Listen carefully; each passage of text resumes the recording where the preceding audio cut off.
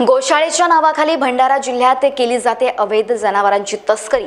मात्र या तस्करीकडे पोलिसांचं दुर्लक्ष असल्याचं निदर्शनास येतंय। राज्य सरकारकडून आता देशी गाईला राज्यमाता गोमाता घोषित करण्याचा निर्णय कॅबिनेटच्या बैठकीत घेण्यात आला। या संबंधीचा शासकीय अध्यादेश नुकताच जारी करण्यात आला, तरी भंडारा जिल्ह्यात गो तस्करी थांबत नाही। त्यामुळे जिल्ह्यातील गौशाळेच्या नावाखाली अवैध धंदे चालतात। याकडे कोणाचेही लक्ष नसल्याचे गोशाळा चालक आपली मनमर्जी मुक्या जनावरांना कत्तलीसाठी विक्री करतात। भंडारा तालुक्यातील मालीपार येथील भगीरथा गौशाळा आहे। या गौशाळेत पोलिसांनी कारवाई केलेल्या हजारो बैल गायी पाठविल्या आहेत। मात्र गौशाळा चालक काही जनावरेही अवैधरित्या कत्तलीकरिता विकत असल्याचं वास्तव समोर येत आहे।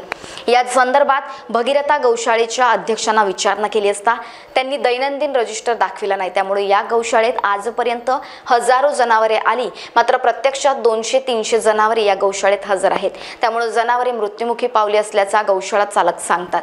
पण या जनावरांना खड्डा खोदून जिथे पुरण्यात आलं त्याची छायाचित्रे काढणं अनिवार्य आहे। मात्र या गौशाळा चालकाकडे कुठलीही छायाचित्र उपलब्ध नाही, तसेच दैनंदिन रजिस्टर सुद्धा नसल्याचं निदर्शनास आलं। त्यामुळे भगीरथ गौशाळेत काहीतरी अलबेल नसल्याचं चित्र दिसून येते। याविषयी अध्यक्षांची बाजू घेण्याचा प्रयत्न केला, मात्र त्यांनी कॅमेरासमोर बोलण्यास नकार दिला। या गौशाळा चालक जनावरे मृत झाल्यावर त्यांना गावाच्या शेजारी बेवारसपणे फेकून देतो, याचा त्रास गावकऱ्यांना, शाळकरी मुलांना होतो। या संदर्भात गावकऱ्यांनी अनेक तक्रारी दिल्या, मात्र पोलिसांनी अद्यापही कुठलीही कारवाई केली नसल्याचा आरोप गावातील नागरिकांनी केलाय। माझे नाव सुरेश विश्वनाथ शेंडे आहे। मी या गावातील तंटामुक्ती अध्यक्ष आहोत तिसऱ्यांदा। आणि या गोशाळेचा गैरप्रकार मी सरकारच्या पोलीस स्टेशनच्या आणि धर्मदायिका सर्वांच्या लक्षात आणून दिले आहे। हजारो जनावर येतात, मेलेले जनावर फेकले जातात, चांगले जनावर पोलिसांच्या आशीर्वादाने कत्तलखान्याकडे जातात। कित्येकदा आमच्या गावच्या लोकांनी ते कत्तलखाने जनावर रोखण्याचा प्रयत्न केले। रायपूरपासून याचा पिछा केला जाते। बजरंग दलाचे कार्यकर्ता सुद्धा याच्यात सहभागी होतात। हेमंत बांडेबुचे एक मोठा कार्यकर्ता व गोरक्षणचे लोक MP पासून त्याचा धावपळ प्रचार करतात आणि 120च्या स्पीडने हे जनावर पाजवतात। जोपर्यंत या गोशाळेत जनावर येतात तेव्हा 3-4 जनावर असे मरून जातात, तर काही जनावर खूप जखमी अवस्थेत येते। त्यांची परिस्थिती आम्हाला पाहून नाही होत। हा एकदा जनावर कत्तलखान्याकडे जात होता तो एक बेस होता, पण इथं येऊन बेस नाही। हा कधी जनावर जंगलापर्यंत चरायला नसेल जात इथून मारून टाकते, हा फेकून देते, शाळेच्या भोवताल फेकून देते। गावाची काय माझ्या गावामध्ये 15 ऑगस्ट या दिवशी मी शाळेमध्ये कार्यक्रमाला गेली असता त्यामध्ये मला तो वास परस्पर मला वास आला।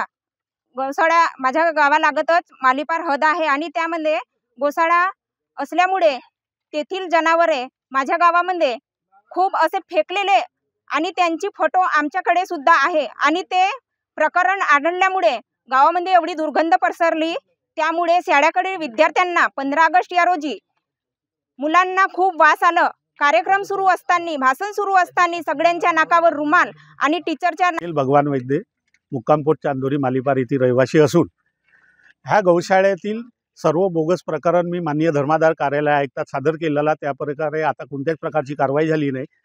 हे जीवित असलेले जनावरे हा चांदोरी परिसरात फेकून देतो, त्याची दुर्गंध वास गावातील लोकांना जीवितहानी होऊ शकतो।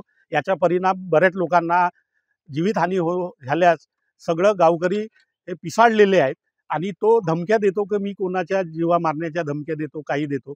पण ही गौशाळा आम्हाला तात्काळ बंद व्हावी अशी मी सर्व गावकऱ्यांच्या ग्रामपंचायतच्या वतीनं मी आपणास विनंती करतो आणि तात्काळ त्या गौशाळ्यामध्ये त्याच्याकडे कोणत्याच प्रकारच्या जनावरांचा स्टॉक रजिस्टर नाही आहे।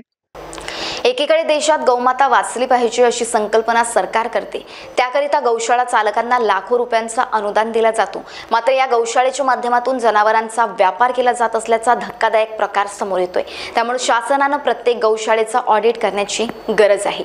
महान्यूज 7 करिता नितीन लिल्हारे, तुमसर, मोहाडी, भंडारा।